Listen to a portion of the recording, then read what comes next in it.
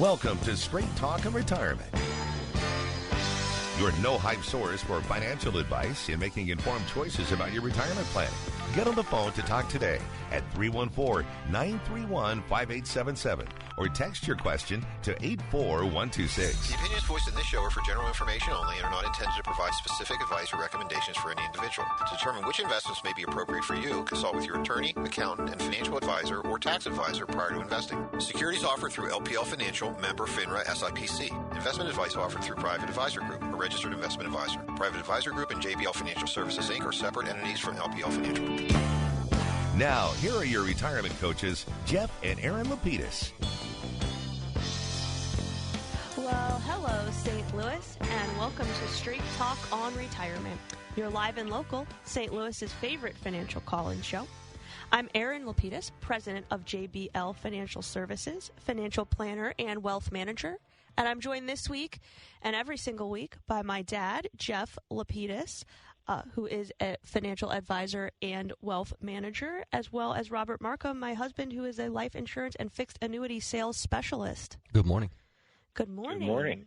We help our clients make smart choices about their money. The way we do that is by designing a game plan, a written strategy, a step-by-step game plan with several goals in mind. First is to preserve, protect, and prudently grow the assets our clients have taken their entire lifetimes to accumulate. Second is to provide an income stream they can rely on so they can do all the things they want to do in retirement. And third is cost-effectively addressing their health care needs, like helping individuals enroll in Medicare and choosing the right plan to couple with their Medicare coverage. And then when they're done enjoying their assets during their lifetime, we show them how to pass them on to the people they love, whether it's their spouses or children, grandchildren, churches, or charities, whoever it might be, without Uncle Sam or the tax courts taking a big bite out of their money. And as their wealth managers, Rob, Erin, and I watch their money every single day to make sure they're staying on track. And that's why they call us the retirement coaches. Gang, good morning. Good morning. Good morning. How's the weather down there in sunny Central Florida? It's a little rainy this morning, but nobody's going to complain because it's about 60 degrees. So a little warmer and a little less accumulation on the ground than you folks have. A little less. Well, we hope everyone that's joining us here in the metro area has dug themselves out of snow prison over the last week. Yeah, we've been watching people go out there and battle the ice. This morning, yeah. So, good luck to you all. Or stay inside and listen to us. You can let nature do its work. Sun beating down on it. Let the angels get rid of the snow. Exactly. Very good. And just as a reminder, all of our clients are folks like you. They're our listeners. They're 55 and older. They would like to retire or they're already retired. And as Erin mentioned, our goal is to create a game plan for them so they can have a fun, financially successful, and hopefully less worry-free or more worry-free retirement. And there are several ways that you can keep in touch with us during the week. That's right. Log on to our website, jblfinancial.com. In the upper right-hand corner, you can click on the Contact Us button, and that will allow you to request a coaching session, financial, Medicare, or both. If you have a quick question or a comment, you're also more than welcome to click on that button, leave it there for us, and we will attempt to get back to you within 24 hours. On the lower left-hand side of the screen, there's a pop-up box that appears that says sign up for our monthly newsletter. We call it the Coach's Corner, and we keep the last 6 to 12 months archived on the website.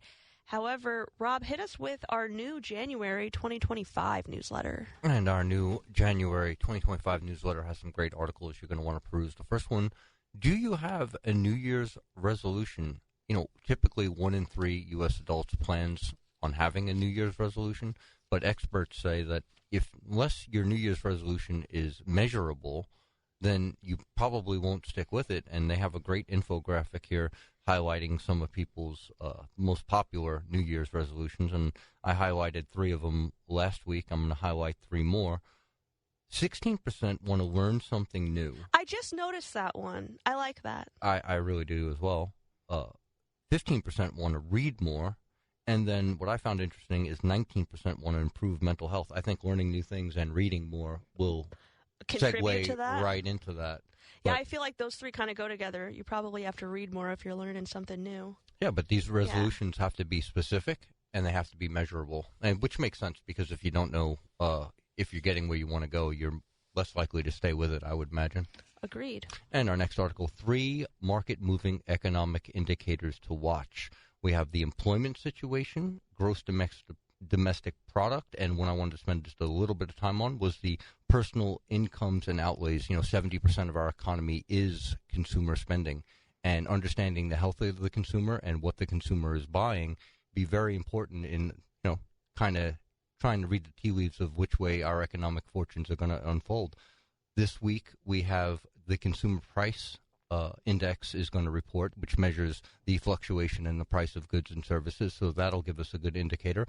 And every Thursday, I believe, you have the initial jobless claims, which gives us an insight into the employment situation. So those are 2 upcoming next week news items to possibly keep an eye on. Well, if we did hear the jobs number just this past week, which we think contributed most likely to the bit of the sell-off we saw on Friday. Jobs number came in a little hotter than anticipated, calling into question if we're going to see more or any rate cuts in 2025.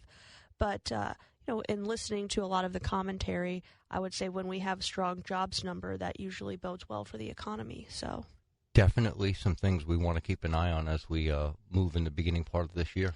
Absolutely. And our next article, Financial Safety Net Exploring Available Sources of Emergency Funds. If you have listened to our show for any length of time, you know the importance that we feel about having an emergency fund, and access to emergency funds can be the difference between a minor inconvenience and a major life disruption. Having said that, I was on the personal side, the second one, the credit cards and personal loans. I was able to help a child of a client. Unfortunately, had some car issues and had to look for some alternative finance vehicles. And luckily, he had really great credit, and he was able to secure a $20,000 loan at a 4% upfront fee with no finance charges, no interest payments for 24 months. I thought that was a really good deal. So did he. And don't know if he's found anything yet to buy, but it's nice to know that the financing part of that is nice and tidy and neat. Reasonable, exactly. And we were talking about this when you mentioned that conversation that you had. And I always think that, you're not relying on credit or financing to necessarily purchase things that you don't have the ability to pay for. So, for example, can you make the payment that this financing requires? But what I do think financing does, especially for individuals that have flexibility, it gives you additional flexibility. So as opposed to saying, I don't want any payments for anything ever, taking the financing when you have a larger purchase, one, potentially could save you money because as we watch rates rise, a lot of the financing companies, especially when we look on the auto side of things, provided discounts for taking the financing. Taking the financing doesn't require necessarily, you want to check with the agreement that you're signing, that you have to maintain the amortization schedule that the loan lays out. You can always pay it back faster.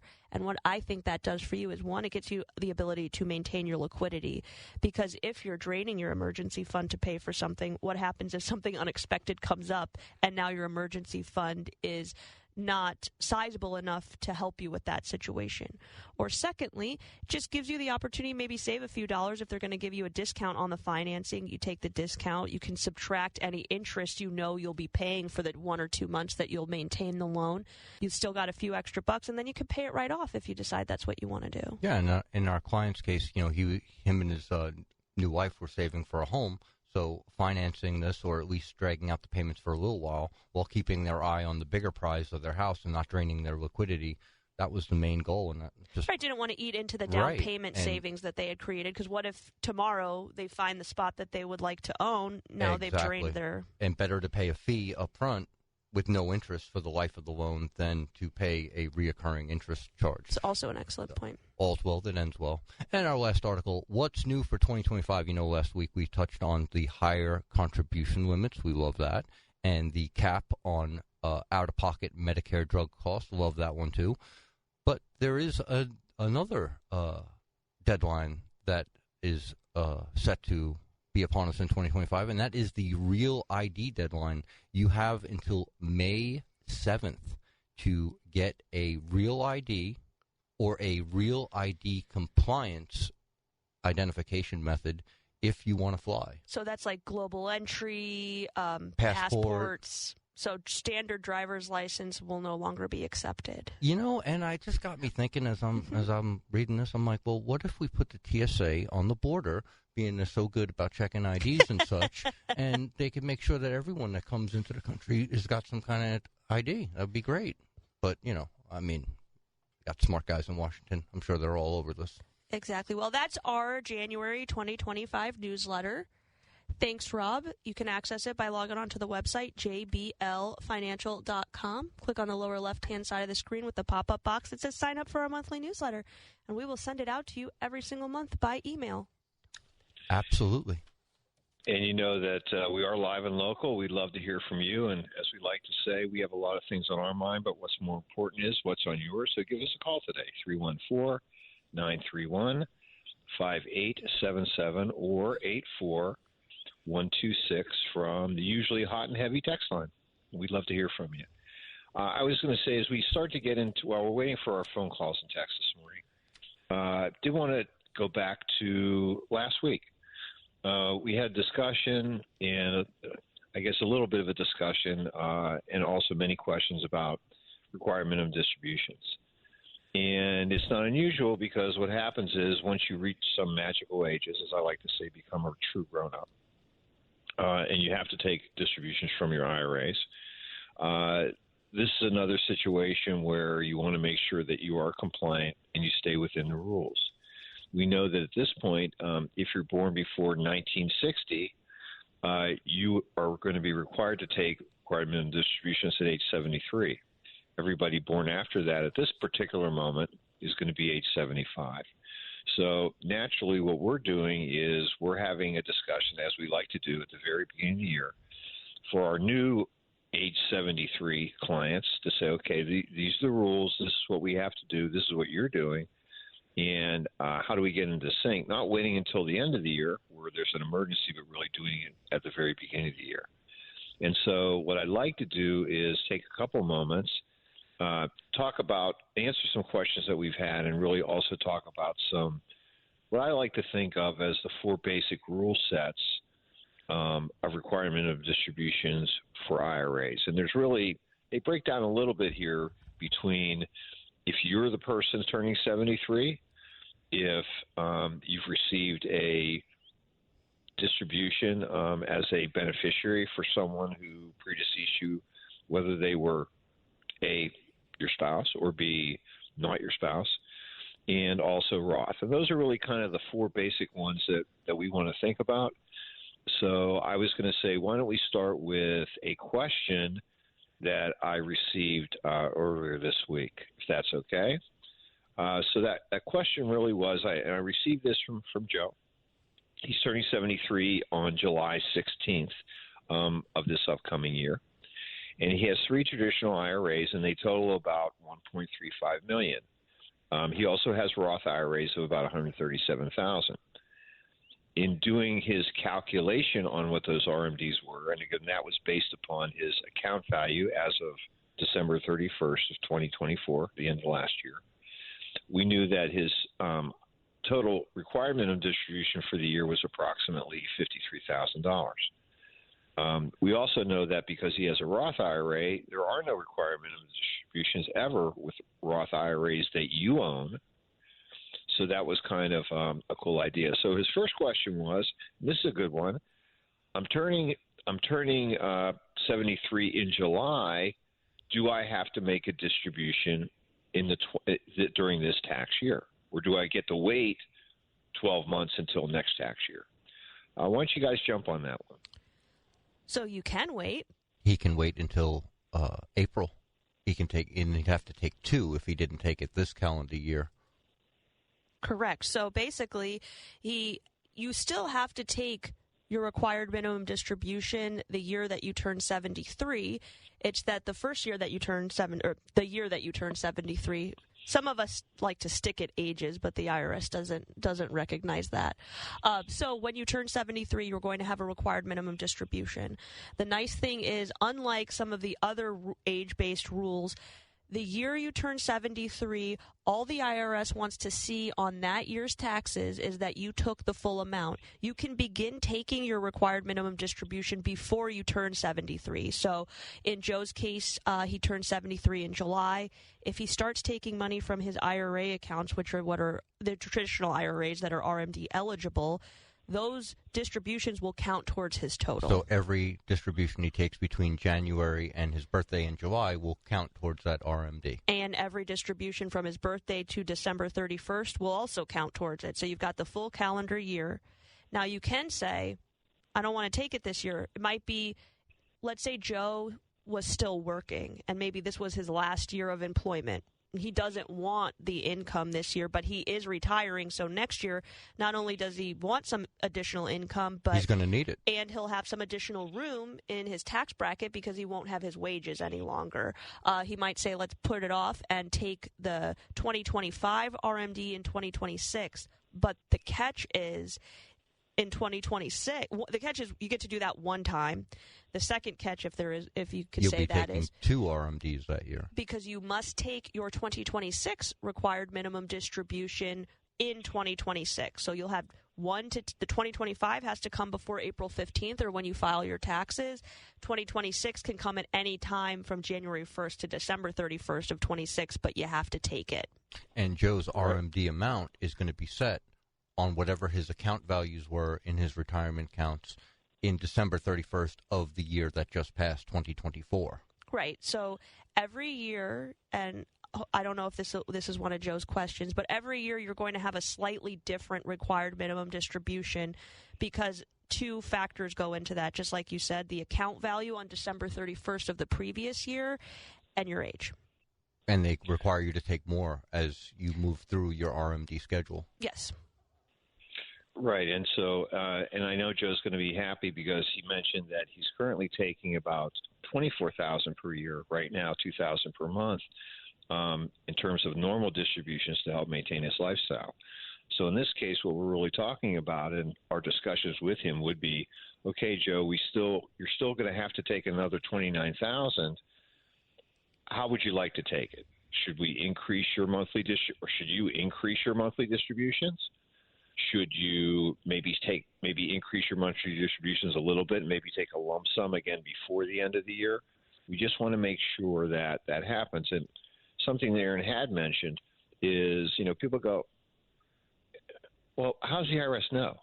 Well, what happens is that they know because what happens is that each plan sponsor, custodian that's holding your money, is required to alert the IRS in writing what the required minimum distribution for that particular account is each year.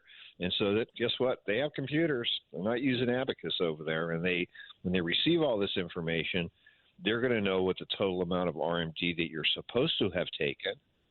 And you have a little bit of flexibility here, right? Because you don't have to necessarily take the money for each account proportionally.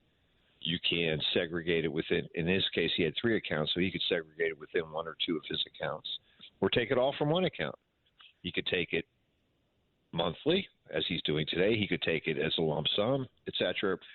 IRS doesn't care. They just want to make sure that you have taken what the required minimum amount is for that year. You can always take more.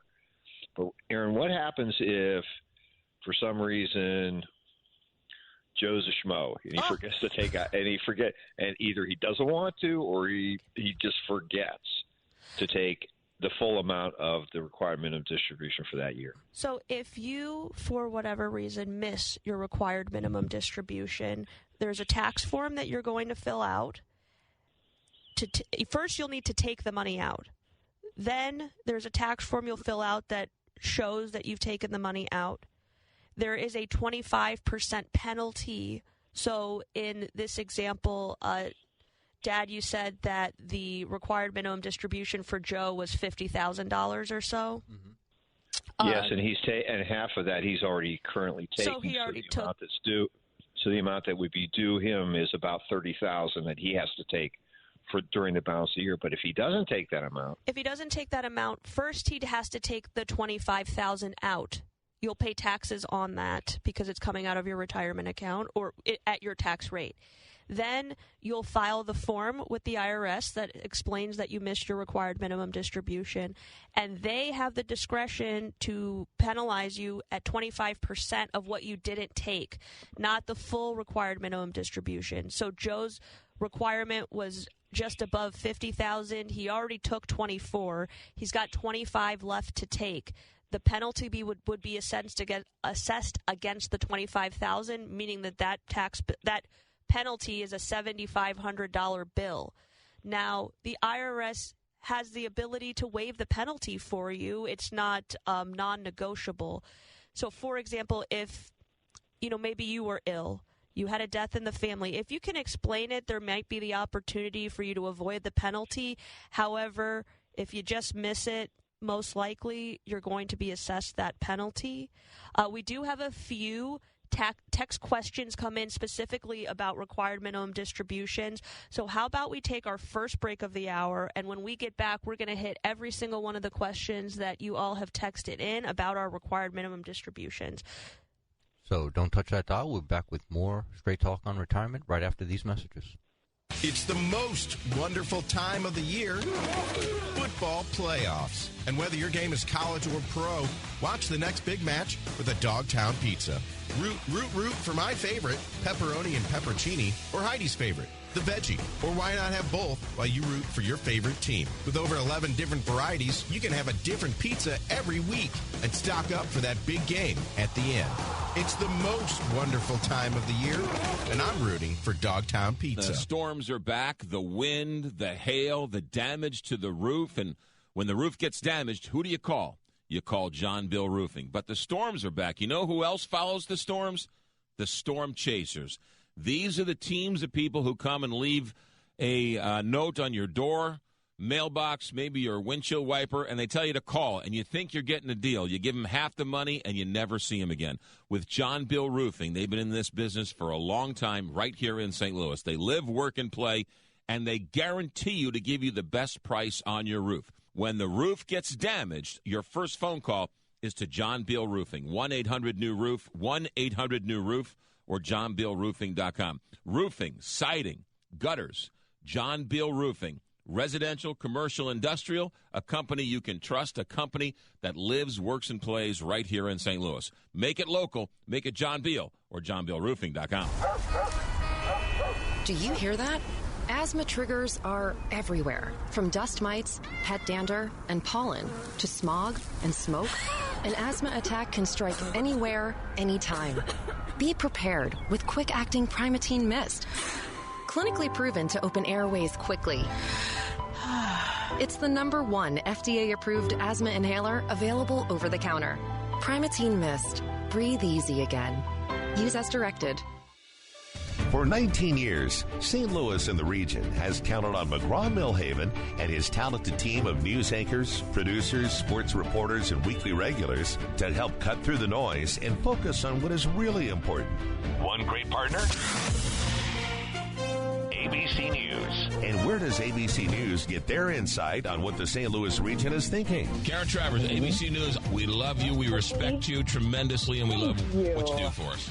You're one of my favorite 5 minutes of the day. I tell all of my colleagues that because you always ask the best questions. I always share them with my team because it shows what we should be focusing on. So we appreciate you helping us stay focused and helping us to think of the right questions to ask here in Washington. Oh, awesome. Have a good day. Thank you. You too. ABC News and the KTRS Morning Team, thank you for your trust. 19 years and counting. The Big 550, KTRS. This is Erin Lapidus, the retirement coach. Wouldn't it be great to have a game plan, a real strategy, so that no matter what was going on in the stock market, the economy, or the world, you could be confident about your retirement? Wouldn't that be great? If you're within 5 years of retirement, call me today at 314-863-0008. That's 314-863-0008. Or send me an email at Erin@jblfinancial.com to arrange your free coaching session. Let's get started on your retirement game plan today. Let's talk about smart choices for your money. It's Straight Talk and Retirement on the Big 550 KTRS. Here are your retirement coaches, Jeff and Erin Lapidus. Well, welcome back to the second half of hour number one, Straight Talk on Retirement. Time just flying by, and as promised, we're going to get to your text questions, which we're beginning to pile up, and our first one says, this is a great one. Whose responsibility is it to tell you your RMDs are now required? I have a friend who should have taken RMDs 3 years ago. She has not started yet. Ouch. What kinds of penalties will be assessed? Thank you. So I think we hit the second part of that question just before the break. The penalties. The penalties. So it's a 25% penalty for every required minimum distribution you didn't take, every dollar that you didn't take of it every year. Now, and I think my dad hit on this as well. Whose responsibility is it? So each custodian, that's the institution that holds your assets, will send a letter to you that states per account how much your required minimum distribution is. In most cases, you do not have to take from each account the dollar amount that was written. It's just that you total those up, and by December 31st or April 15th, if you're going to take the pass, you've taken that dollar amount out of the account. There are some exceptions to that. At our firm, we take the responsibility not only to have conversations with the clients, constant reminders as we move through the year. Exactly. Constant reminders, and then follow up to make sure that not only did they take the full amount, but that all the transactions occurred in the way that we anticipated. Meaning, if part of your required minimum distribution goes to charity, we make sure those checks have been mailed and that those dollars are out of your account. If distributions were intended for you or for another account that you're holding, we make sure that those dollars have been taken care of. Missy, my client service manager, and I spend basically the last 2 weeks of December checking every account to make sure that's happened. The beginning part of this month that we're in now, getting everyone who's turning 73 onto that RMD schedule. Exactly. Now, this is not a requirement that your advisor do this. It's something we believe is an important part of our client's game plan, an important part of our services. So if you're working with a financial professional, you probably want to have a detailed conversation with them about what their strategy is for you, and also what their services are to you as you approach 73, or if you're already 73. If they're minding the store, these should be the kind of conversations that you're certainly having with your advisor, because no one wants to get hit with a 25% penalty on something that could have been expedited well before that. And that penalty has actually been reduced over the last several secure acts that have been passed. The penalty used to be 50%. I can't imagine the indignity of, you're paying... if it's coming out of a traditional, you're paying your normal income tax rate, so you're already getting hit on that side, and then to add in God forbid, a 50% penalty. Yeah, just because you didn't get it out of there, or your advisor didn't make you aware. Ultimately, it's your responsibility. But as we've talked, these rules are complicated and they're forever changing. So having an advisor that keeps up on it and keeps you aware and abreast of these changes is going to be paramount to avoiding these kind of eventualities. All right.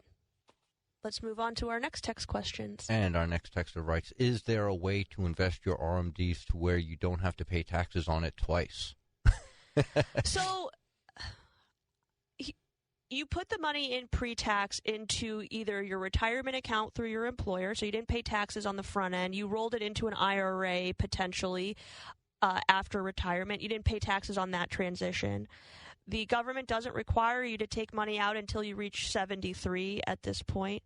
When you take your distributions, you are required to pay taxes on them unless for whatever reason you're able to offset those taxes, or you are in a tax bracket in which you're not paying taxes, which is relatively rare.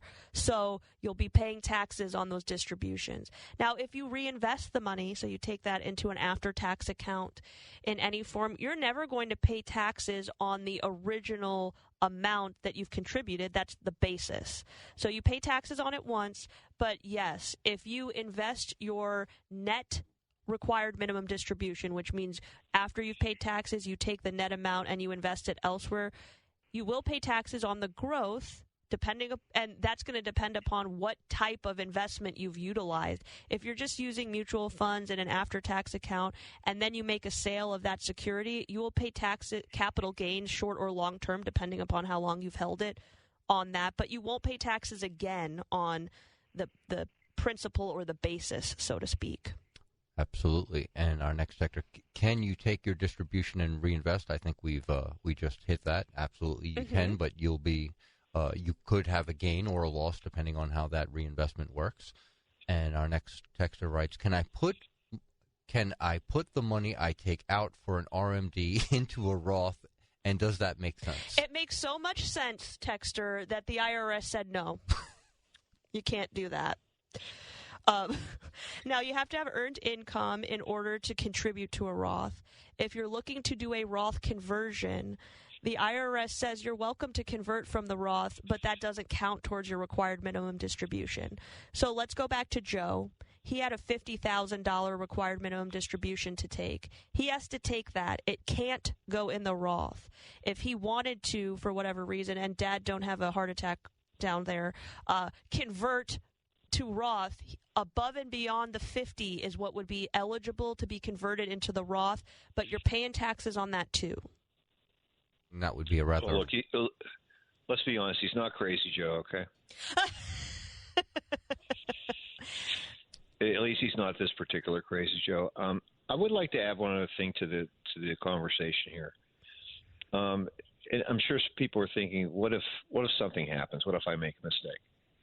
I would tell you that in our experience, the most common reason that someone would miss taking or including the RMD, requirement of distribution value, from a particular IRA is at a time when they change broker-dealers. And we've had a couple situations where people become clients of ours. We've transferred their IRA accounts. Maybe they had a IRAs at a bank and a CD that they weren't going to break, and certainly we weren't going to move, but we didn't know about it. And they may have forgotten about it. And so in those cases, when we've alerted the IRS that this is the reason why the RMD wasn't taken for this particular amount, they've waived the penalties. So you can ask them, but you really need to have a reasonable and a very good excuse. And if you come to them, it's better than them coming to you. So if a mistake has been made, you want to be the first to alert rather than have them playing catch up with you. Yeah, no, that makes sense, because it at least shows that you understand that there's a problem and you're trying to be proactive and trying to correct it. So perhaps maybe they'll cut you a break. Couldn't hurt. Well, exactly, and that's why I think as Robbie were talking about, having a conversation with your advisor, especially if you're a person newly turning 73 and eligible to take RMDs this year, is important, because they're certainly going to provide you with information, and they should be, on the RMDs associated with the accounts they have. But if they don't have all your dough, then they're not going to be able to give you the best. That's right. How do they know? And then number two is, you have to make some decisions. And it is unusual for, let's take the case that we talked about before here, which was someone had some bank CDs that were IRAs that they didn't want to pull money from. Well, what we would do then is incorporate the RMD amount into the distributions that we're making, as an example, from accounts that we have. So that's something that's unusual. And again, it's something where having a conversation with your advisor is really important to do this. Or if you don't have an advisor, be organized, because you owe the dough. And as you can imagine, we have a large deficit in this country, and therefore the IRS wants that money. And ignorance is really no excuse. I mean, it's unfortunately, because especially like with the bank, they're going to send a letter that says you have account number 12347 and it's holding this investment, and your required minimum distribution for 2025 based on your account value December 31st is this. Your advisor almost has to become a little bit of a scutch and really scutch you throughout the year to make sure that, and most people are pretty diligent about it, but it always, as in all things, it always helps to have a second or third or fourth pair of eyes on these matters so that nothing gets through the net, so to speak. Well, great. I was going to say, if we don't have any other texts, I would like to kind of go back to this and just have a very brief discussion about. But we do have a few more texts to get to. And go for it. They're hot and heavy this morning. Our next texter writes, my wife and I both have simple IRAs. What are the income limits for me to deduct traditional IRA contribution and for her to contribute to her Roth? So for the Roth IRA, your income, because you are filing jointly, needs to be under $236,000 in order to be eligible to contribute to the Roth. For the tax-deductible IRA, I'm going to have to look up we'll have to come back to the second part of that question because we'll have to look up what the limit is on income. They just adjusted all of them. Exactly. Don't want to give out wrong because info. if you have access to a retirement plan like a simple IRA, that does put a limitation on the deductibility of a standalone IRA, one that's not associated with an employer plan. Yeah, the other thing is that with a simple plan, even though it is a company-sponsored IRA and you do have extended limits greater than you have with a traditional IRA, they're kind of commingled. So if you're making the maximum contribution that you can to your simple IRA, you're not really permitted to do another traditional IRA or the Roth contribution. Or the Roth, that's right. Okay. And just so that you know, the phase-out limits also, as Erin mentioned, the top is at 236, which is if you make under 236 as a couple filing jointly, you're okay. You can generally make Roth IRA contributions. There is a phase-out, though, between 236 and 246. For an individual or a single person head of household, it's between 150 and 165. So I think just to clean that answer up, if you're making maximum simple IRA contributions, most likely you are not able to make the IRA or Roth contributions. However, if you are not making maximum simple IRA contributions, you may be eligible to do the traditional or the Roth, but you need to look at your income to determine if you're Roth eligible or if you've exceeded or if you're in the phase out, or if you have any eligibility for if you want to take the difference and put it in the IRA. And certainly, if you do, let's put it this way, if you find that based on your planning, you have room, you should really be doing those additional tax-deductible traditional IRA contributions through your simple IRA. As compared to doing it outside. I mean, because really, if you were to leave your employer for whatever reason, whether it's termination of employment or retirement, that IRA, that simple IRA account that you have goes with you. You don't have to sell it. You don't have to convert it. You don't have to do a rollover to a traditional IRA like you do with a 401k. It's already in an IRA form. Right. So, again, maximize those benefits if you can before thinking about something else. And our next texter, right, and this is a very great one. I am 70 and I plan on working another 20 years. Would a Roth be best to start with? Dad, you're not 70. What are you texting in for? Another 20 years of it. God bless you, sir. Right. That's like giving new meaning to when your dad says, still have some tread on the tires. Like the brand new tires. Right. Well, honey, that wasn't me because I would have added it if Erin lets me do it. Fair enough. All right. So what do you think, Dad, great. Roth or traditional? Well, again, I would certainly say that since future income tax rates are uncertain, and you are in your highest earning income years now, and or maybe for the next 20, it's more important to do traditional IRA contributions or 401k contributions. Taking those tax deductions today is more valuable than in the future because we have found, at least for most of 90+% of our clients, in retirement, especially if they're, let's take a married couple, if they're married and they're filing jointly, generally their total income for the year is usually under $90,000 a year.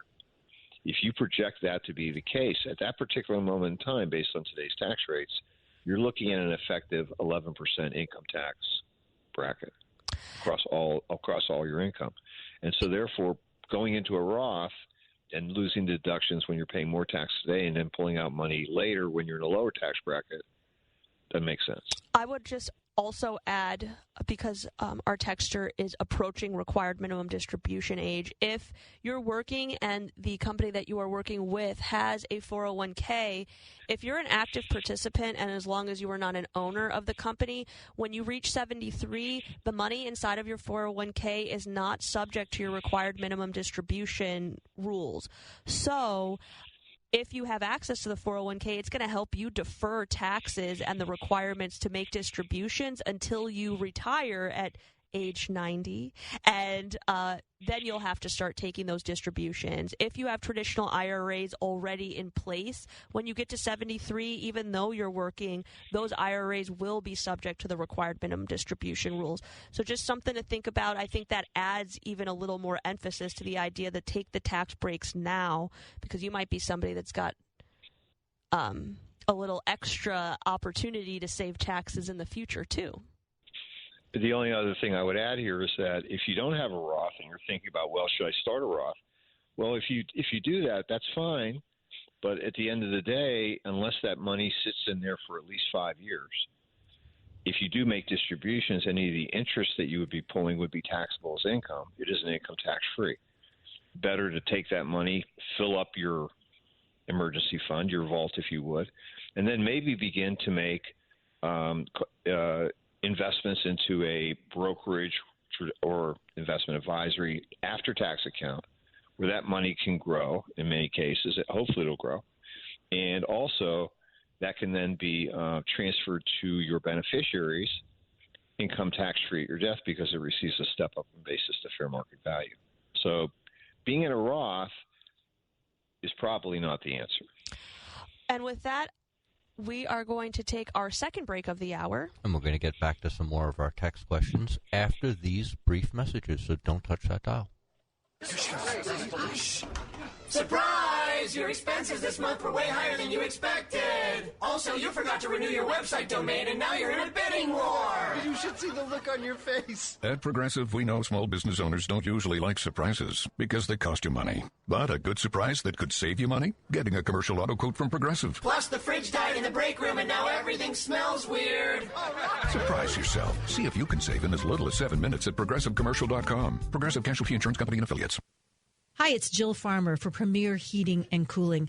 You know what? We were having some trouble with our furnace this winter. So I called our friends at Premier Heating and Cooling, and I got to tell you, it was such a good experience. The technician was so professional. He clearly understood exactly what he was doing more than anybody else we've ever had work on our furnace. And he really, truly helped explain it to us so we could understand as well. My husband and I were just really impressed with how everything was handled. And at the end of it, he gave us a detailed report of everything he'd done, so we have that information in case anything ever comes up again. I just really recommend our friends at Premier Heating and Cooling. They have 35 years of experience. They are the oldest and most experienced American Standard customer care dealer in St. Louis, and they have an excellent rating at the Better Business Bureau. If you give them a call and they come do work at your house, you'll see why so many people recommend Premier Heating and Cooling, just like I do. PremierHeatingCooling.net. Heidi here for Premier U. Everybody is talking about the miracle weight loss drugs, semaglutide and tirzepatide. Studies show an incredible average weight loss of 20% body weight. Premier U offers the generic equivalents to the breakthrough GLP-1 weight loss drugs at a fraction of the price of competitors, as low as $3.99 a month, and they're available right now. Call Premier U at 618-7-WAIT. Mention Heidi and receive $100 off your first month. Telehealth consults available, located in Swansea and South County, or premierumed.com. There are some common side effects for both semaglutide and tirzepatide, including nausea, vomiting, constipation, bloating, diarrhea, and lack of appetite. Learn more at premierumed.com. My doctor told me my cholesterol is borderline, so I took control with Garlic Healthy Cholesterol Formula. Garlic helps maintain healthy cholesterol safely and naturally. It's odor and taste-free, and Garlic is a world leader in garlic potency. I'm taking charge of my cholesterol with Garlic Healthy Cholesterol Formula, cholesterol's natural enemy. These statements have not been evaluated by the FDA. This product is not intended to diagnose, treat, cure, or prevent any disease. The term natural references only the garlic in the product. Use as directed. What happens when your first responder doesn't come home? I was a widow. How was I going to survive? How were my kids going to survive? Knowing that their husband and their father wasn't coming home. Fortunately, since 1959, Backstoppers has been there to help. Backstoppers showed up. They were just ready to embrace me, and they reassured me at that moment that I had nothing to worry about. Thursday, January 23rd, it's the 5th annual KTRS Backstoppers Radiothon. KTRS will salute the tremendous work Backstoppers is doing, and we're asking you to join us in supporting this safety net for first responders in Missouri and Illinois. With the Backstoppers, they don't forget the fallen, and that means that they don't forget the families. From the bottom of our hearts, we thank you for supporting our fallen heroes and their families. The KTRS Radiothon to support the Backstoppers is presented in part by Dowd Bennett, Anne Marie Design Studio, Lauren Risley Realty, Bartolino's Hospitality Group, Lease Lumber, Johnny Londoff Chevrolet and Londoff Autoplex, and KTRS Cares. This is Jeff Lapidus, the retirement coach. Wouldn't it be great to have a game plan, a real strategy, so that no matter what was going on in the stock market, the economy, or the world, that you could be confident about your retirement? Wouldn't that be great? If you're within 5 years of retirement, call me today at 314-863-0008. That's 314-863-0008. Or send me an email, jeff@jblfinancial.com, to arrange your free coaching session. Let's get started on your retirement game plan today. Now, back to Straight Talk on Retirement on the Big 550 KTRS. Here are Jeff and Erin Lapidus. Well, it's 9:52 here on the Big 550 KTRS, Talk Radio St. Louis. The first hour, number one, is flying by. We're answering your calls, your questions, your texts. 314-931-5877 or 84126 from the text line. And our next texter writes, just a comment. It is difficult for me to understand how anyone could miss an RMD other than dementia. You are literally just giving the government money. We agree. Yeah, a 1% fee. Everyone should have an advisor. Having one is priceless. It really is. And, a lot of things have gone up over the last 20 years. You know what hasn't gone up? Our fees. That is a good point. And that's a great, a great reminder. I mean, what hasn't gone up in the last 20 years? Nothing I could think of. And I think all I was going to suggest here is that one thing that, we're talking a lot of technical stuff, and we're obviously not trying to scare anybody about doing the right thing, but these conversations that we're having with clients are fun. It's neat to really catch up. In many cases, they're getting money that they weren't expecting, or they knew they had to take it, but they really didn't want to. And we're really talking about fun topics with them, whether it's planning for vacations, paying off debts, making gifts to children, grandchildren, etc., dealing with mortgage, whether it's real estate taxes, etc., just fun things. And so these are great conversations to have with clients, period. We completely agree. And we've got somebody's on Team Jeff. I love that. Our next texter writes, I'm 64, retired, and financially secure. I hear a lot about investing in physical gold for portfolio stability against inflation, world events, large U.S. debt, etc. What are your thoughts on both for a diverse portfolio and long-term investment for grandkids? On gold. So this is interesting. We just had this conversation yesterday. Yes, you and I had this, and Dad, I know you'll want to weigh in here, but we looked at some of the numbers in terms of the price of gold from the mid-'80s. And then the returns of a diversified portfolio in the market, and what did you discover? Well, it was sub $300 an ounce. In the 80s. Right, and now it's $2,600. So almost. I'm going to call it $3,000 for nice round numbers. Okay. So you have a 10 times return. And what did we have returns on average in the market between the 80s and now? Much, much, much greater. Like percentages wise, like you're into the 8,000-9,000% returns. Because if you think about what you were invested in the 80s, Walmart, Microsoft, Home Depot. you might have been invested in those things, but if you just happen to look back, and there are many websites there that are available where you can look back at a specific stock price and then look at what it is today to take a look at the differential there. But I thought the most interesting thing that you said, Rob, was that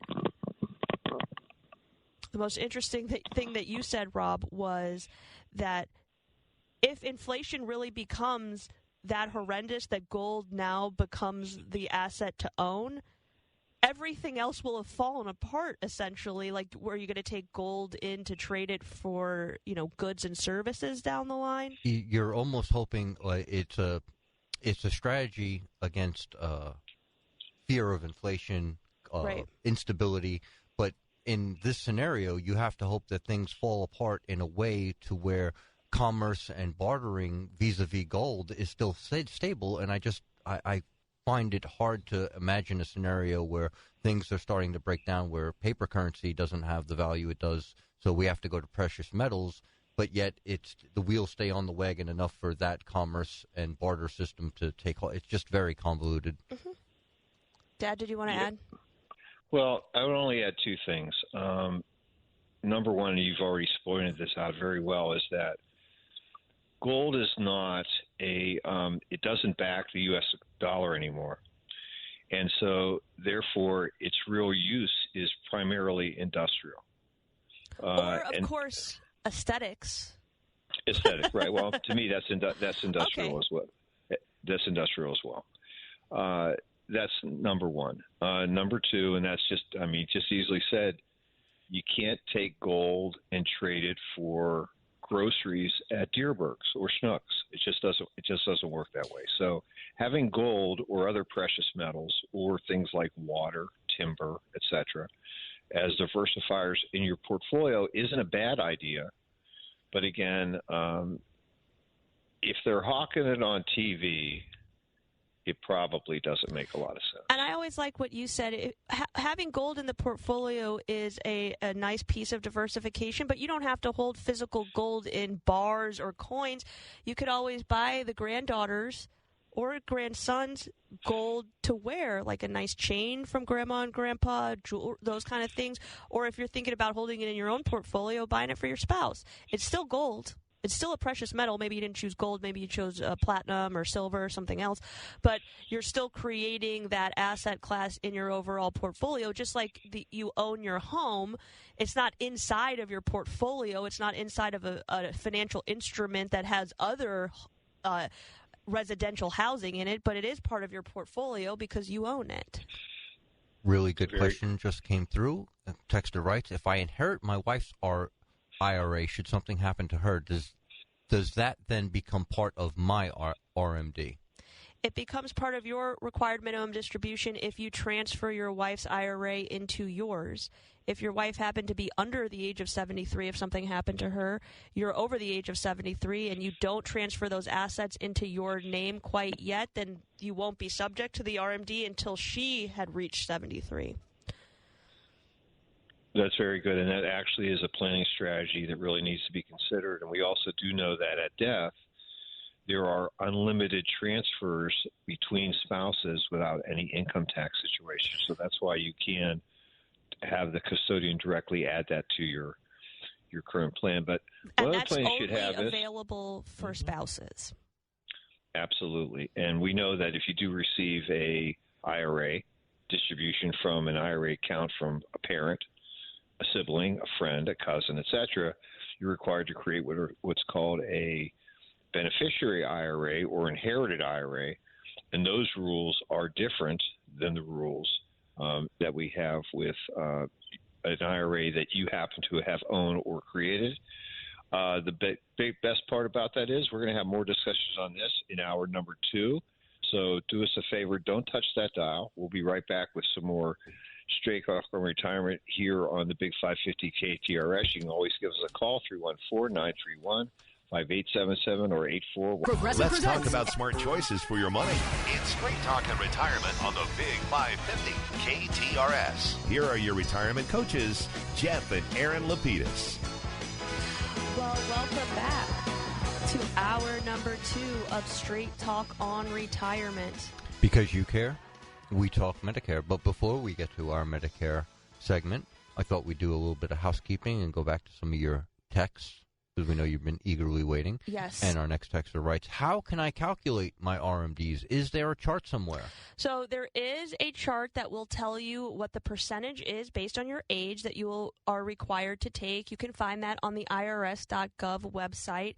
However, so what you'll need is the December 31st account values for all of the accounts that are RMD eligible, so all of your IRA accounts, potentially if you have a 401k account as well. You'll need the December 31st account values. You'll multiply that by the percentage you're required to take.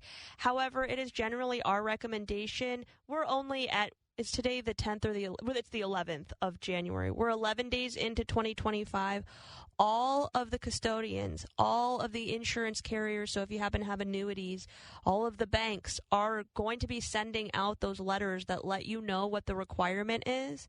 Just like my dad mentioned at the top of the first hour, the IRS, just like if you ever had received a 1099 before, you get a 1099, the IRS gets a 1099. When you submit your taxes, the IRS matches up the 1099s you received with the 1099s they received, and they say either this is good or you owe us more, or, oh my gosh, you paid us too much. How could that be? But anyway, they're going to get your required minimum distribution numbers directly from the custodians. So you want to make sure those numbers match up as you're taking your required minimum distribution.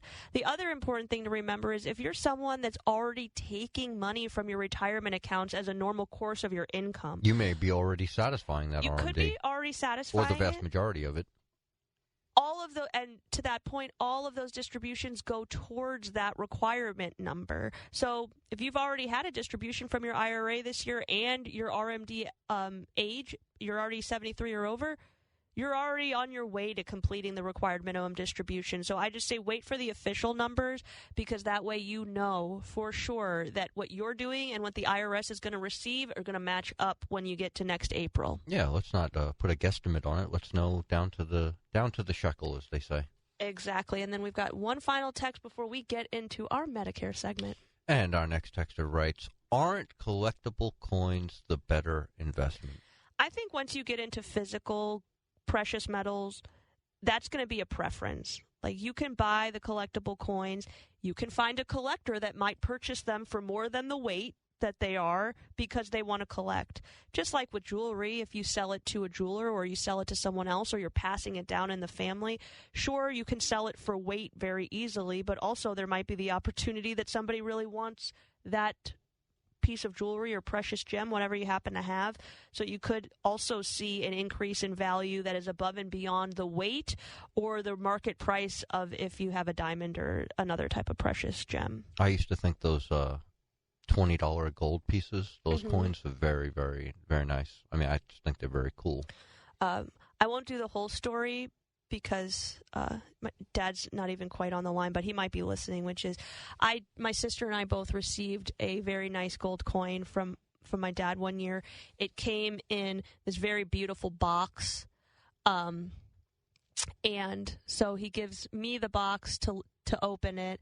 He's like, I've got a present for you. Here it is. Thank you, Dad. This is so nice. I opened the box, and the coin is inside another sleeve, so I don't see that there's a gold coin in there, but I do see that the box is designed so it looks like there's another box inside the lid.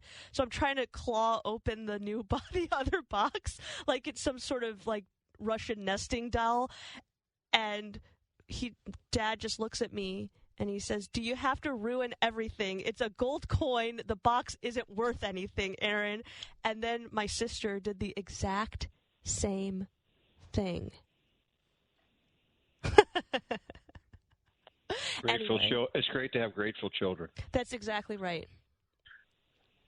Oh, so we've got a couple of more questions. Can I repeat what we talked about, the taxation of mutual funds, basis, and the IRAs? Okay, so that was a little confusing. We were talking about when you take your required minimum distribution out of your IRA. So you pay taxes on the distribution, and then you want to reinvest it elsewhere.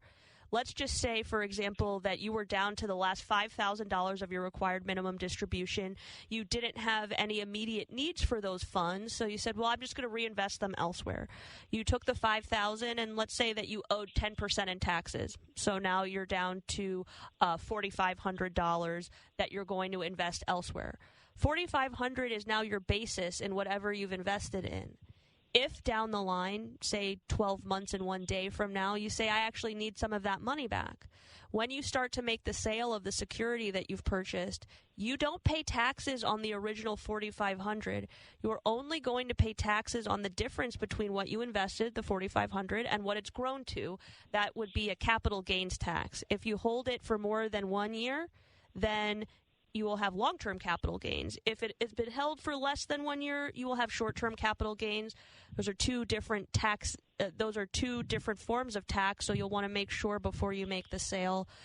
We did receive we were just joking about the shekels. No offense to be taken anyway. No, please don't take offense to that. Maybe I'm using the word incorrectly. I thought a shekel was just it's the currency in Israel. Right, the Israeli version of a penny. That is correct. Wish I had some shekels. I just like different coins. We'll give you a couple coins, don't worry. My uncle used to have a coin collection of different coins from different countries. It was very interesting to look at them.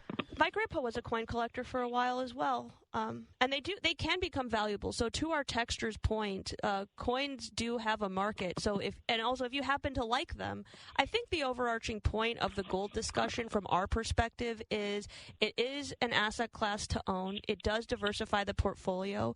But if you're going to purchase gold through a traditional security in your brokerage account, in your IRA, through a custodian, you have to be careful because in a lot of cases you're not holding physical gold. You're holding miners potentially, or you're holding futures. There are some securities that are backed by the physical gold, which means the company that you've invested in is holding enough gold to back what the value of the investment.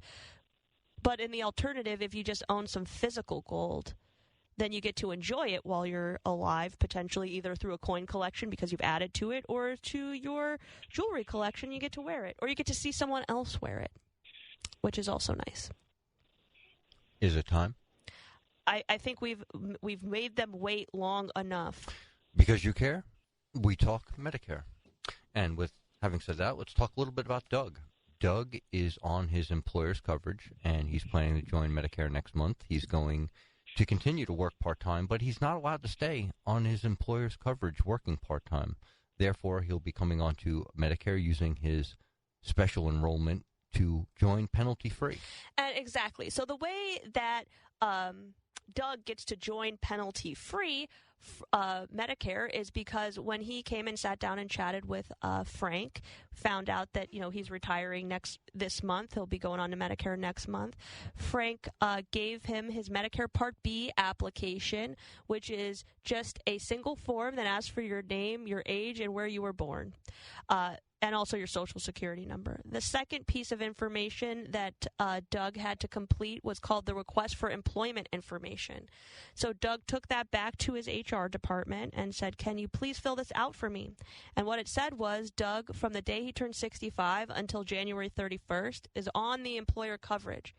He's going to submit that with his Part B application, and what that's going to do is waive the penalty because it's going to tell Medicare that Doug was on his employer's coverage for that year that he was 65 but didn't elect Medicare.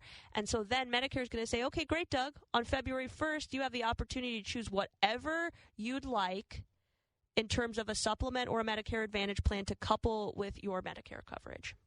And, when Doug turned 65 last year, he decided to take Part A of Medicare along with his employer's coverage. He didn't take Part B of Medicare because he still had his employer's plan, and that would remain his primary coverage. Additionally, and this is a really smart thing that Doug did, he built up a hefty health savings account over the years, which he could no longer contribute to once he got Part A of Medicare. So, when you apply for Medicare, if you're under your employer's plan, you can apply for Medicare Part A. It doesn't cost you anything. However, What happens, especially in Doug's case, is he's been billed in this HSA account. Well, for the whole last year, he wasn't able to contribute to the HSA any longer because he took Medicare Part A. Had Doug not taken Medicare Part A, he could have had one more year of HSA contributions, which is why it's always important to reach out to someone that deals with Medicare when you're approaching 65, just to confirm, do I need to take Medicare Part A or B? What are my options? What are the repercussions of those options? Because Doug didn't do anything negative by taking Part A, but he did limit another contribution to that HSA account by taking Medicare Part A. You know, part of his decision to go ahead and take Part A was the fact that his dad and older brother had both been diagnosed with prostate cancer. So Doug's decision was, his thinking was to have the most health coverage he could have, and he could use his HSA to help pay for hospital bills and or skilled nursing, if needed. Which is true. However, so Medicare Part A, for those of you that haven't reached Medicare eligibility yet, is your facilities benefit. So the way that I like to think about it is Medicare Part A is where your body's at. It's at the hospital, it's in hospice, it's in rehab. That's the only piece that Medicare Part A is going to help you cover. Medicare Part A comes with a sizable deductible that is covered over by your supplement or Medicare Advantage plan if you're on Medicare, or is covered over by your employer's plan if you're still working. Unlike coverage several decades ago where you could be cross-covered, you know, your spouse is on your plan but they're also on their own, and you're on your plan but you're also on your spouse's plan, and the bill, you know, your services run first through your coverage, then they run through your secondary coverage, and maybe you owed absolutely nothing. Unfortunately, Medicare as secondary coverage does not work the same way. So if you have like Doug, he had an employer-sponsored plan, even if he was diagnosed with cancer or something that required quite a bit of treatment, his employer's plan is going to pay first. Then then the claim will be passed to Medicare. But if the employer plan has already paid 80% of the actuarial value of the claim, which most employer plans are usually 80-20 or better, Medicare's not going to step in to assist because their portion's already been taken care of. That's why, again, I think it makes sense, regardless of your situation, to have a conversation with someone before you make these elections, because that way you can set yourself up for the best situation moving forward. And, you know, as Erin said, Doug didn't have to take Part A of Medicare. He could have just stayed on his employer's coverage and made more contributions to his health savings account and joined Medicare using the same special enrollment period when he went to part-time or retired. And he would be doing this, of course, penalty-free. And, you know, just to put some color to this, some employers' coverage may allow you to stay on the insurance if you work part-time. There may be some hourly restrictions. You may have to, you know, work above 20 to 25 hours, but less than 40. So you definitely want to check with your employer to see what those criteria are so that you're, you know, flying within the 40-yard line, so to speak, because you don't want to incur that penalty. Absolutely. And so now that Doug is coming on to Medicare full-time, he's going to pick up Medicare Part B for February 1st, which we kind of already talked about the process for doing that. He's going to submit a Medicare Part B application along with that request for employment information. And then that's going to open up his options to either choose a supplement or a Medicare Advantage plan. Absolutely, and the great thing about him stuffing all that money into the HSA, which is a really, really smart strategy, if you did nothing more than just reimburse yourself the Part B premiums, you would be able to offset about $2,000 a year in costs. That's exactly right. So let's talk about a few things that your HSA plan, if you happen to have one, will, and for those of you, HSA health savings account, some of your either individual policies before you get to Medicare or your employer plans like Doug will give you the opportunity to make contributions. $3,300, I believe, is for an individual, $6,600 for a family. Plus, there's catch-up contributions available if you're over the age of 50 there. Those monies go in pre-tax. They get to grow tax deferred. And if you use them for medical expenses, this is the only vehicle in the tax code that's triple tax advantaged. So first two, pre-tax contributions, tax deferred growth. You use it for medical expenses, tax-free dollars for you. So let's talk about a few of the things that you can use those HSA dollars for in Medicare. First and foremost, as I said, your Part B premiums, that's going to, the $185 a month right off the bat. But in addition to that, chiropractic and acupuncture treatments that are not covered by Medicare, you're eligible to pay for those. Perfect. So long-term care premiums.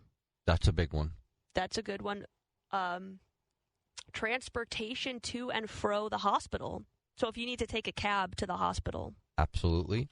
Nutritional supplements for a medical condition. So this one, it's not, you can't put your protein powder or creatine or any other voluntary supplement that you might be taking. Unless it was medically, how I'm reading, unless it was medically necessary. Correct. And so they could justify. Right. You've got a prescription for it, but it's not covered under your prescription plan's formulary, so to speak. So the doctor is recommending it, but your plan doesn't cover it. This would be a way for you to pay for it without paying out of pocket. So there's a bunch of different things that Doug will have available to him to pay out of that account. And as you said, triple tax advantage, no tax on the way in, no tax on the growth. And, oh, by the way, if you use this the way it's supposed to be used for qualified medical expenses, no taxes there either. And we're leaving out, we hit some of the obscure things that are covered with your HSA, but in some more general things, dental visits. Very important. Eye care. Hearing aids. Hearing aids, thank you. That's a great one. Co-pays for your prescriptions, co-pays to the doctor. Any out-of-pocket drug costs that you may have. Any out-of-pocket drug costs. If you've elected a supplemental plan, your supplemental premium you can pay using your HSA dollars. If you have an HSA account and maybe your spouse is on your plan and because you've retired, they're going to have to take an individual policy. They're under the age of 65, but you've taken Medicare. Marketplace premiums. That's right. You can pay for individual health insurance premiums with your HSA as long as it's not the HSA that's connected to the health insurance plan you're currently on.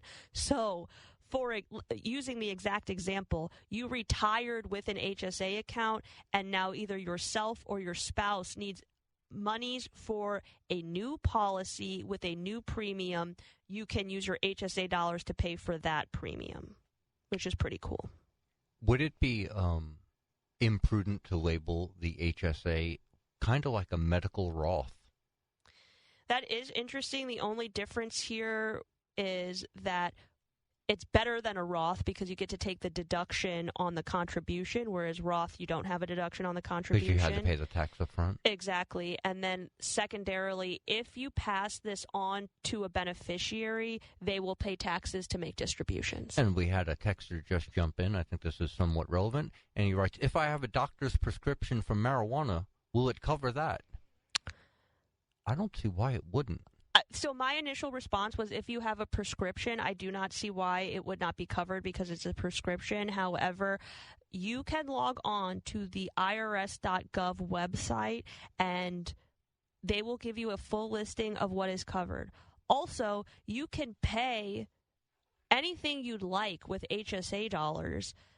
You should keep your receipts. If you're ever audited is when the IRS is going to take a look at what did you distribute from that HSA and where did those monies go. If you feel like, hey, that prescription written by the physician is enough to give you backing, all that would happen is, let's say that your prescription for marijuana was $50 a month and the IRS decides that that was not considered an HSA eligible item, you will just owe taxes on the distribution of the $50. You're not penalized for having incorrectly used your HSA. So there's no additional penalty, but I guess some people think of taxes as a penalty, so it would be taxes to pay.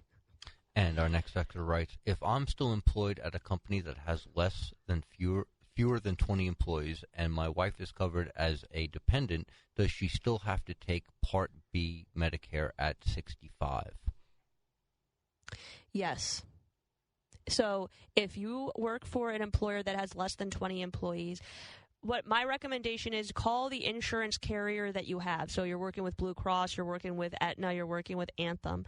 Ask them if you're required to take Medicare Part B to maintain your benefits. If they say yes, everyone on the policy that is Medicare eligible will fall under the same requirements that you need to take the Medicare Part B. So that's that. And our next text, and thank you for all these texts. They're coming in fast and furious now. Our next texter writes, hello, I'll be turning 65 in 2 months. I will continue to work and carry my employer's health insurance, Blue Cross.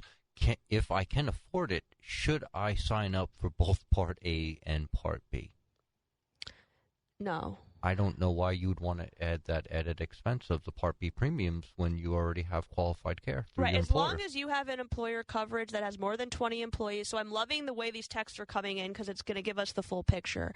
If you work for someone that has work for an employer that has more than 20 employees, you are not required to take Medicare. And like we talked about in Doug's situation, you are going to be paying for something that most likely you will get very little use out of. The way that your coverage will work is your employer's plan is primary if there are more than 20 employees. Medicare becomes secondary. Your claim will pass through your employer's plan first. If the claim has met the requirements of 80% of the actuarial value has already been paid by the employer, then you will get no benefit from paying the $185 every single month from Medicare. So although you can afford it, why start paying now? The only time we recommend that you potentially take Medicare while you're still working is if your employer plan is more expensive, significantly more expensive than Medicare, or the benefits are significantly better on Medicare than what you already have.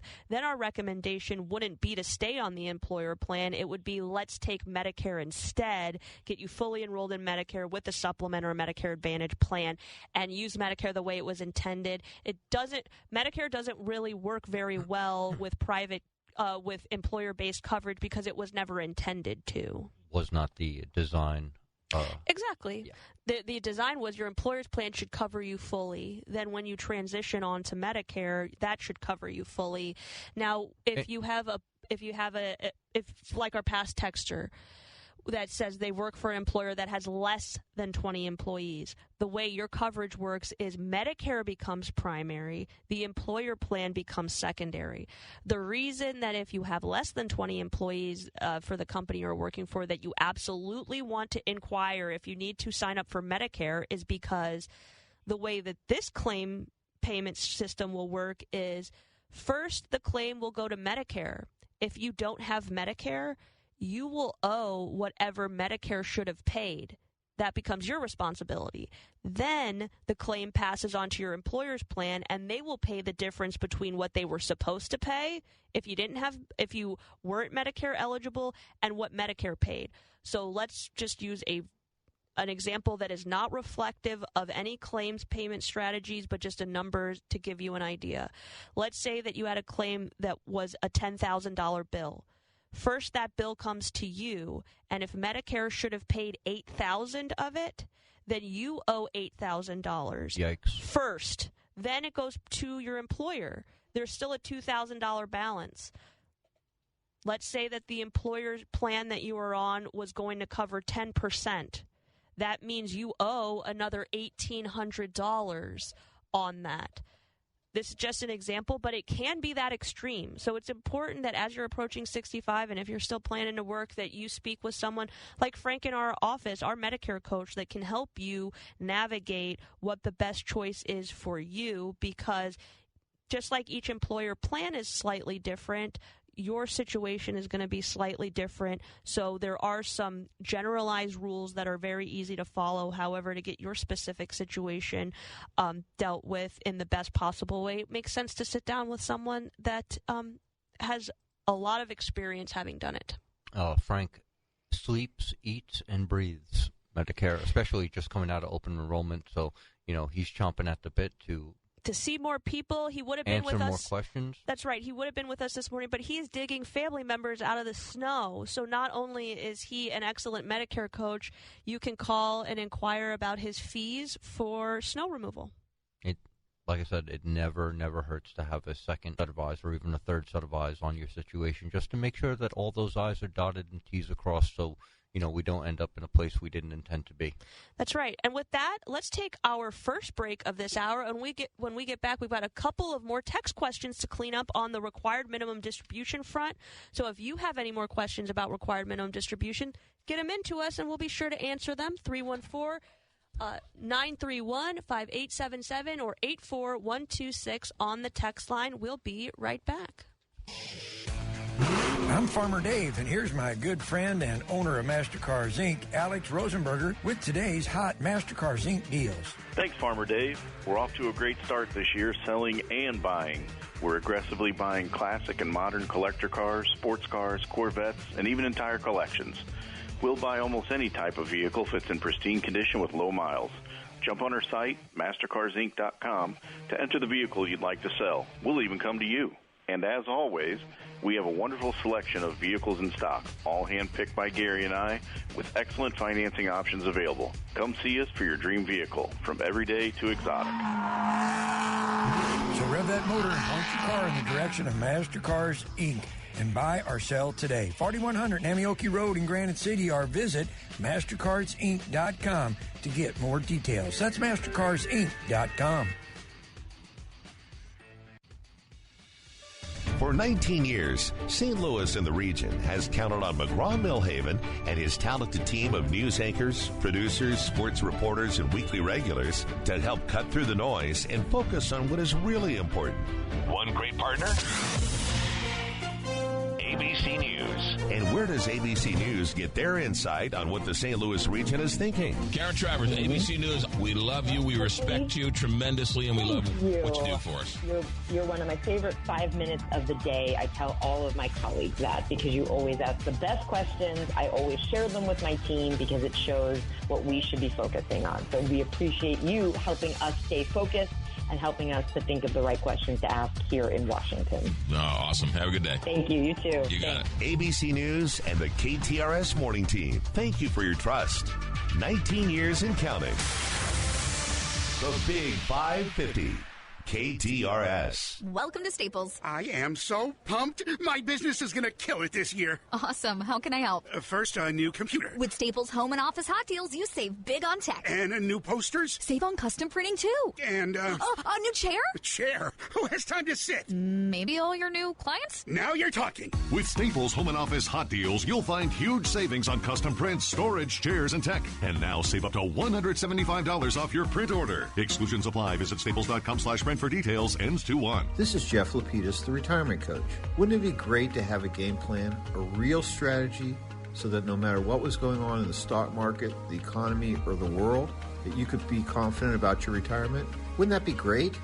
If you're within 5 years of retirement, call me today at 314-863-0008.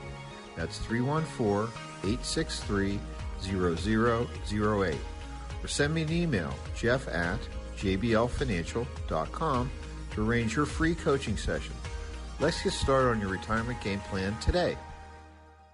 Let's talk about smart choices for your money. It's Straight Talk and Retirement on the Big 550 KTRS. Here are your retirement coaches, Jeff and Erin Lapidus. Welcome back to the Big 550 KTRS. Straight Talk on Retirement, our last segment of the Saturday. And we're going to do a little bit of text housekeeping as promised. We want to get to everybody's texts and questions. And our next texter writes, "Good morning. Do RMD percentages change with your age?" They do indeed. At 73, it's just shy of 4%. Every corresponding year, it goes up a little bit. Exactly. So by the time you get to 90, it's approaching 10%. That's about where my dad is 80. If he's listening, I think he's 87. And he's rapidly approaching the double digits. He complains bitterly about it, like, I don't need to take this. I was like, yeah, you do. He's like, but I don't need it. I'm like, you give it to me, and but I have use for it. That changes the subject really quick.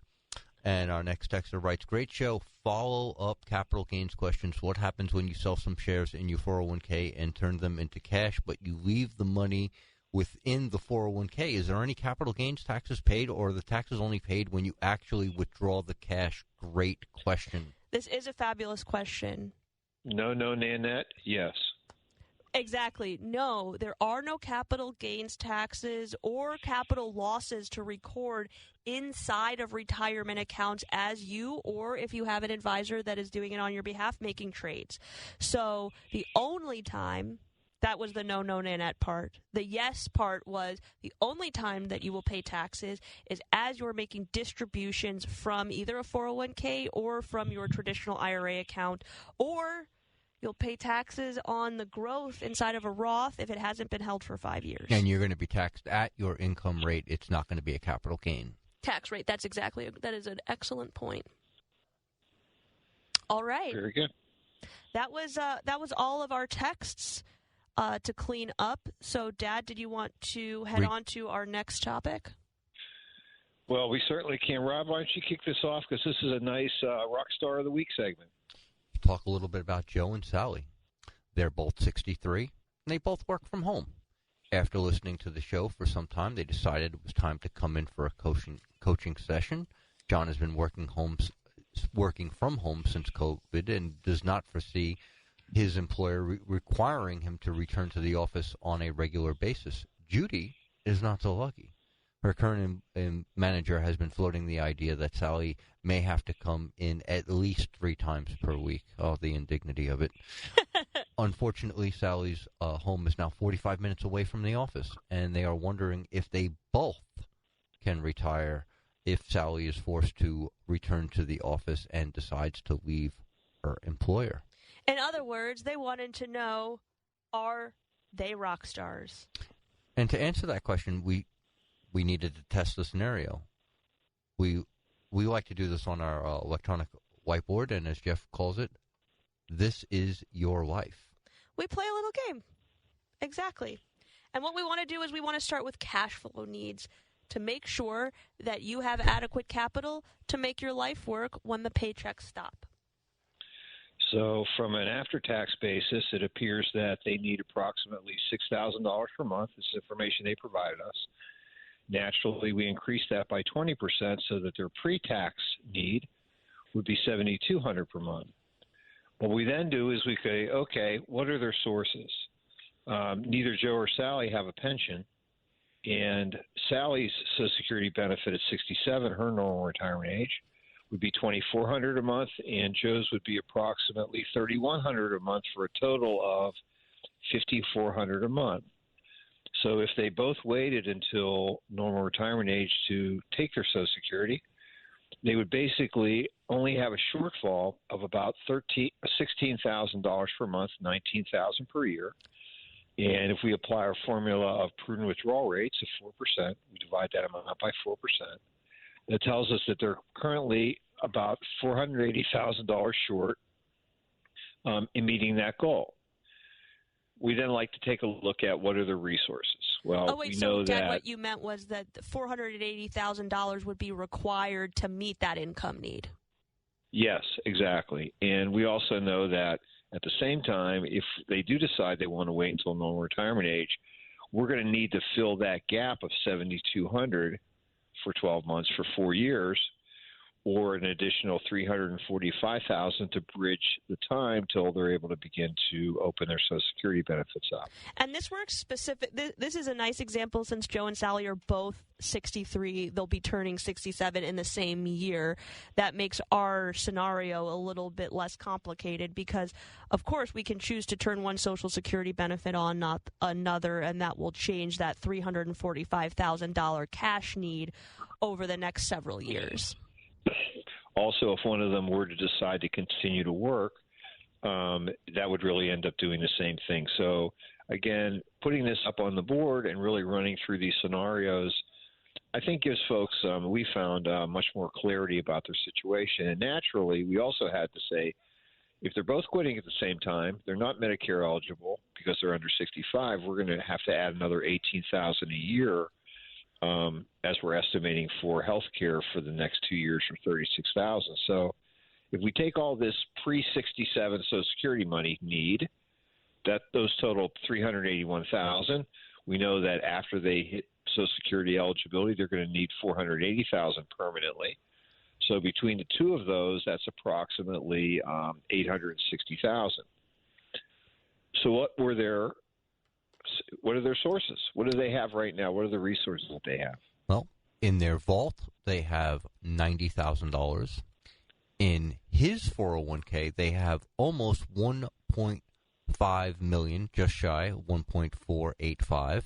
And in her 401k, she's got $360,000. So they have a grand total between all their accounts of $1.85 million. And if you were doing the math along with Rob, you notice we did not include the $90,000 of savings that they have in investable assets because we never do that. Your vault is Your for vault. emergency. Exactly. So, you know the answer. Woo-hoo. They're rock stars. So depending upon how Sally and Joe's situation works in terms of continuing work, whether they want to retire both at the same time, one before the other, etc., they're going to have the flexibility to be able to do that, which is really great. And at the same time, if they wanted to, and again, I don't think we would necessarily recommend this, but they could even, one of them or both of them could even continue to push off their Social Security benefits to maximize them at age 70. So having the options is really a cool thing because it really gives you much more choices. The next question was, how do we get started? How do we get that's a great question. Well, the first thing we like to do is arrange a second coaching session because at that visit, we review our recommendations for their retirement accounts that they currently have and be prepared to open a new account if Sally decides that she wants to retire. Who is Judy? Is that Joe's that's a mother-in-law. girlfriend? That's a mother-in-law thing. That's all I can tell you, right? Okay. That's his girlfriend. That's great. Yeah. Who knows? What we also love to do is we love to review their current retirement plan account choices to test their current selections with their risk tolerance, and then we'd like to make suggestions to help them get back in line if that's something that's needed, especially if they make the decision that they're going to both, either one or both of them are going to continue to work. Right. So, for example, if Joe decides that he's going to continue to work, we want to make sure that his retirement account at his employer, because we want that to stay there until he decides to retire, is working with the other investments that we have outside of Joe's retirement account. And, that really comprises just one part of their total game plan. The next one is certainly what we do is we review and make sure they do have the necessary legal documents and are working with an estate planning attorney so that the foundation under this plan is going to be really the way that they want it, so that if one of them dies untimely or both of them passing, their assets are going to be distributed in the way that they want to. And we find that I would have to tell you that probably 60 to 80% of the people that we visit with have out-of-date documents or don't have documents, and so we're shepherding them on to a local attorney to assist them in that matter. But that's not really, then again, that's game plan number 2, but then we have to deal with another game plan, right? Right. We also agreed to work on a strategy to deal with the potential costs of long-term care expenses. So we have, when both Joe and Sally and Judy on the side are enjoying their lives, then we have preparations for when Joe and Sally are no longer on this earth, but they're wanting to pass their assets along in the most effective way. And then third, we have a strategy for if Joe and Sally are here, but one of them becomes chronically ill and needs additional care, and that creates additional expense into the cash flow game plan that isn't what we had originally planned on. And lastly, we do a thorough review of their existing life insurance coverage to determine if they have the optimum face amount and test their current premium paying strategy. And that really bolsters 2 different game plans. One, it's part of our cash flow game plan. Where are we spending our money? How? And then secondly, that goes to most likely our estate planning game plan, which is, do we have the assets and have we put everything in place to pass those assets on in the way that you would like, in the most tax efficient way? And that opens up many other conversation avenues. So, obviously you bought the life insurance when you were in a much different place in your life. Now, can we possibly repurpose that existing contract for a new obligation or a new need? And let's also not forget that they're going to become Medicare eligible in a couple of years, and so helping them transition onto their employer coverage, then dealing with COBRA issues if they decide to leave before 65, making sure that gap is then filled if their COBRA runs out, and then obviously making that smooth transition with Frank, our Medicare coach, at that time. Just makes it a clear, smooth runway for them to make choices about their retirement. So that's all fun. Yes, it is. Before we take our last break of the show, we've got an excellent text question. And our texter writes, can I remain on my parents' insurance when I turn 26 if I am still a full-time student? I feel like this is asking for a friend. I have a 26-year-old child. Can they stay on our health insurance? Unfortunately, no. There is not an exception for if you are a full-time student. When you turn 26, it will be time either for you to elect COBRA from the policy that you were on with your parents. That's an option. Or find your own individual coverage. Unfortunately, not eligible to remain on the family plan after the age of 26, or once you reach the age of 26. And you do have 36 months of coverage available through extending the employer's plan under COBRA. And really what that means is instead of your parents paying an incremental or a portion of that premium, maybe all of that premium, you'll be responsible for paying all of that premium on an after-tax basis. And That's so right. Certainly you want to look at that. You may want to look at the exchange. But once you're grown up, it's it, kid. Off the plan. That's right. And with that, we're going to take our last break of the hour. So don't touch that dial. We'll be back with more of your calls, texts, and questions after these brief messages. You know what they say, you never get a second chance to make a first impression, and windows and doors are usually that first impression when it comes to your home. Dalco Home Remodeling custom makes their windows and doors, and better yet, they make them here in Missouri. Dalco Home Remodeling is locally and family owned, celebrating 50 years, so they know a thing or two. The Dalco team is known for quality and customer satisfaction. That's the way it was 50 years ago when they started, and that's still true today. So if you're looking to change the look of your home without breaking the bank, call Dalco Home Remodeling. They do free in-home estimates. Just call 314-298-7300 and make an appointment. You can also check them out online at dalcohomeremodeling.com. As they've always said, if you buy somewhere else and find out how much you could have saved at Dalco, you'll blow your stack. So call Dalco first, 314-298-7300. Welcome to Staples. I am so pumped. My business is going to kill it this year. Awesome. How can I help? First, a new computer. With Staples Home and Office Hot Deals, you save big on tech. And new posters. Save on custom printing, too. And, a new chair? A chair? Who has time to sit? Maybe all your new clients? Now you're talking. With Staples Home and Office Hot Deals, you'll find huge savings on custom prints, storage, chairs, and tech. And now save up to $175 off your print order. Exclusions apply. Visit staples.com/print for details. Ends 2/1. This is Erin Lapidus, the retirement coach. Wouldn't it be great to have a game plan, a real strategy, so that no matter what was going on in the stock market, the economy, or the world, you could be confident about your retirement? Wouldn't that be great? If you're within 5 years of retirement, call me today at 314-863-0008. That's 314-863-0008. Or send me an email at Erin@jblfinancial.com to arrange your free coaching session. Let's get started on your retirement game plan today. Now, back to Straight Talk on Retirement on the Big 550 KTRS. Here are Jeff and Erin Lapidus. Well, welcome back to the show. We're back to our last, approximately 9 minutes. We'd love to hear from you, 314-931-5877 or 126 from the hot and heavy KTRS text line. And our next texter writes, I am looking for an advisor who works with regular people. I want someone I feel comfortable with and who will talk to me and not over my head. How would you describe the people that you work with? Excellent question. They're not short. They're not so we short. don't talk. So we don't talk over their heads. We certainly try not to. That was a great dad joke. You just slipped it right in there.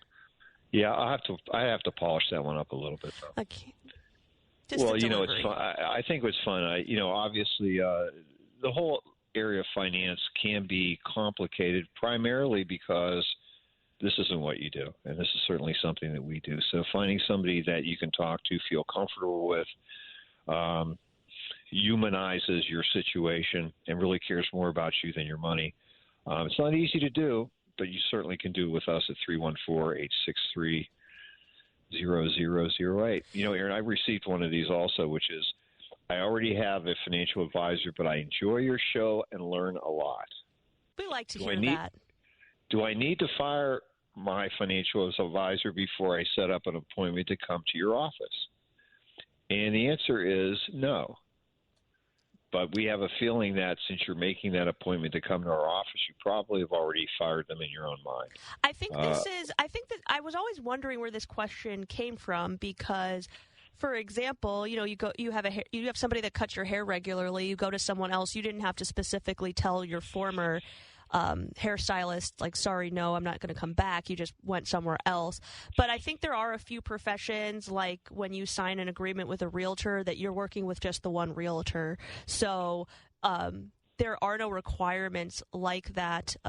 However, if you're working with an advisor, just make sure if you've signed anything that there are exit fees or lockup periods, things like that. You want to be clear on that, and that's something that as you might be taking the advisor tour, going around to visit advisors that, like our first texter, make you feel comfortable, give you the information that you're looking for, assist you in the way that gives you confidence as you're going into retirement, things like that. That's something that they can also be of assistance for you. So you don't specifically have to disengage from one advisor in order to engage a new advisor. The only thing I would add to that is I think that most of the folks that come to visit with us, hopefully all of them, feel that when they come to visit with us, they're getting the same people as they hear on the radio. Well, we are self-taught, so that's right. And so if what you hear is what you like, you'll get the same treatment in our office. And the other nice thing is we will pay This Is Your Life on our big 6 by 8 foot electronic whiteboard, and we promise that you'll leave with a lot more clarity than you came in with. Okay, and our next texter writes, I know Kelly schedules your appointments, but once established, how much time is usually penciled in for regular appointments? That is correct. Kelly is our office manager. She does schedule first appointments for individuals that are new and coming in, but Kelly is also in charge of scheduling all of our coaching sessions and reviews with current clients. We reach out on a regular basis to you to stay on track. So you'll hear from Kelly. We set aside an hour, which is standard for all of our review appointments. If you let Kelly know we need a little bit more time, we have many clients that are now bringing family members in to get to know us, or they, especially around the holidays, the kids are in town. We'd like you to meet them. My sister's in town. We'd like you to meet her. We can always set aside more time if you let us know that in advance. And then also, there's no limitation with our firm on how many visits, phone calls, emails, questions that you have. So that does mean that if we allot for an hour and unfortunately our schedule doesn't allow for us to just continue the conversation, we can always schedule you for another visit to pick back up, or schedule for a phone call to just tie up any loose ends that we didn't get to in that 60-minute visit. Well, I also want to add that if you're with Erin, you're probably going to be closer to an hour. If you're with Dad, you're probably going to be a little longer. I tend to tell a few more stories than Erin does, and so we, as far as I'm concerned, we take as long as is necessary for you. And especially with our coaching session reviews with clients, we've already reviewed. We know what our game plan is when you come in to visit with But as your life changes, we need to make sure that we really have enough time scheduled so that we're staying on track together. And sometimes that can go for 2 hours. And that is why we always joke that Dad's train is off the tracks, because if you happen to be the person scheduled after the 2-hour appointment, he might have eaten significantly into your time. I tell more stories. That's true. That is true. And our next texter writes, for the benefit of your listeners, I don't feel you have to be a millionaire or have $1 million in your investment accounts to be a rock star. My wife and I don't have nearly that kind of money, but we live very comfortably and are enjoying our retirement. Well said, sir. And you know what? Every life has a size. That's exactly right. And that's why we like to take the approach of an income or a cash flow-based retirement planning strategy versus what I would say is an asset-based retirement planning strategy. We always start from how much are you spending every month to determine how much you need in retirement. And we often find that the $1 million mark is not the target. It can work both directions. $1 million might not nearly be enough for some people to have a comfortable retirement, or it could be significantly more than you need, just like our texter mentioned, to have a very comfortable retirement. I feel a lot of the advertising in our industry starts out with a arbitrary number, like you have to have X by Y, by age Y, and then there's like a negative reinforcement component that comes in if you don't, comes crashing down. Right, or if you commit this blunder or that blunder, like it really, it's a fear-based marketing strategy. It really is, and as our texter said, you don't need $1 million to be a rock star, because as you said, it all depends on what you're spending. Right. I also think that in many cases, because of the type of city that we're in today, there are many folks that do have access to and do participate in pension plans. If you do have a pension plan, that's another income stream over your Social Security benefits. In many cases, most people don't really try to say, well, what is the capital? What does that income stream really represent if I were to turn that into a lump sum of capital? And when they're adding that to their the amount of maybe either 403B or 401K or IRA assets that they have, a lot of them are millionaires and they just don't know it. That's a great example, Dad, because just to use an example, let's say that you have a $2,000 a month pension. That means that's $24,000 a year. If you came to us and said, retirement coaches, I need $24,000 a year of income, we would say in order to support that income need, we'll need $600,000 of capital, because that $600,000 at 4% rate of withdrawal generates $24,000 a year. So if you're someone with a pension, you can do the math in reverse.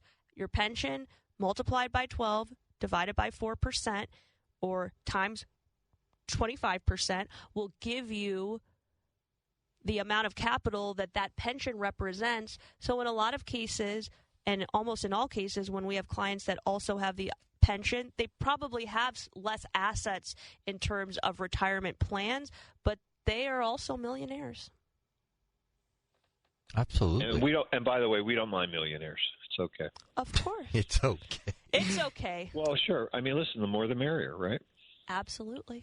And our last texter writes, what is your opinion of holding company stock in a retirement plan? I've heard I should be well diversified, but how much company stock is too much, or is this me overthinking things? Thank you for the great show.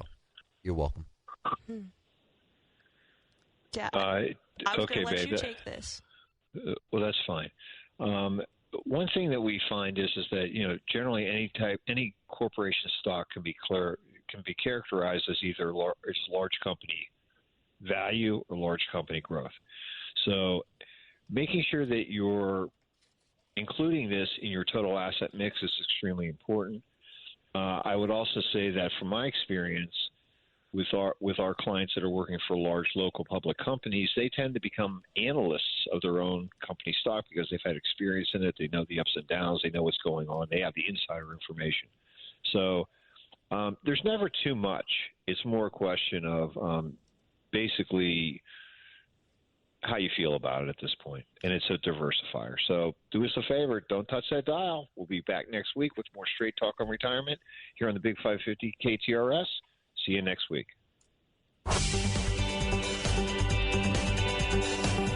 opinions voiced in this show are for general information only and are not intended to provide specific advice or recommendations for any individual. To determine which investments may be appropriate for you, consult with your attorney, accountant, and financial advisor or tax advisor prior to investing. Securities offered through LPL Financial, member FINRA SIPC. Investment advice offered through Private Advisor Group, a registered investment advisor. Private Advisor Group and JBL Financial Services, Inc. are separate entities from LPL Financial.